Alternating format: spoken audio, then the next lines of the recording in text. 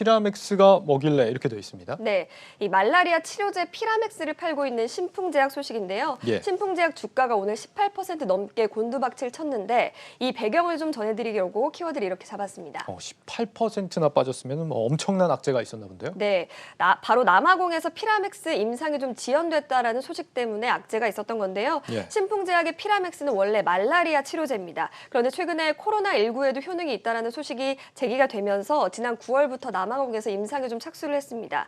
하지만 임상 완료가 당초 예정됐던 이달에서 6개월간 연기가 되면서 주가에도 악재를 미친 것으로 좀 풀이가 되고 있습니다. 그만큼 코로나 치료제로서 이 제품을 바라봤던 사람들이 좀 많았던 모양이죠? 네, 맞습니다. 피라맥스는 우리나라에서도 지난 5월부터 임상 이상에 들어가는 상황인데요. 세포 실험에서 피라맥스의 주 성분이 코로나19 바이러스 억제 효과가 있다는 게 확인이 되면서 큰 관심을 받았습니다. 그런 기대감이 있었다면 주가가 상당히 좀 높아져 있는 상황이었겠네요? 네, 맞습니다. 한 의사 출신 유튜버가 피라맥스가 코로나19 치료에 효과가 있다 이렇게 밝히면서 기대감이 커진 것도 사실입니다. 예. 실제 의사 처방전이 있어야만 이 약을 구입할 수 있는데 이미 온라인에서는 이미 20박스를 구입해놨다 뭐 이런 글들도 올라오고 있고요. 또 코로나 초기 증상에 먹으면 좀 효과가 있다 이런 후기들도 좀 전해지고 있는 상황입니다. 실제로 그러면 이런 효과설이 사실로 입증이 되고 있습니까? 아직까지는 임상이 진행 중인 관계로 그런 데이터는 없는 상황인데요. 네. 그럼에도 불구하고 이런 상황이 반영이 되면서 상반기 10,000원도 안 되던 주가가 한때는 15만 원 가까이 좀 오르기도 했죠. 예. 올해 주가 상승률이 가장 가팔랐던 곳이 신풍제약이기도 합니다.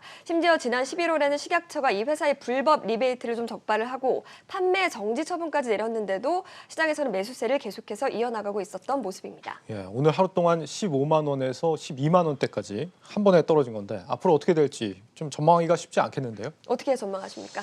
저는 좀 쉽지 않을 것 같다는 생각이 듭니다. 아직 6개월이나 뭐 그 임상 결과 나올 때까지 남았다고 하니까. 네, 맞습니다. 그런데 증권사들조차 앵커와 마찬가지로 신풍제약에 대해서는 분석을 좀 꺼리고 있는 모습입니다. 예. 금융정보업체 FN가이드에 따르면 올해 1월부터 현재까지 신풍제약에 대한 보고서를 낸 곳은 KB증권에서 내놓은 보고서 한 건에 불과한 상황인데요.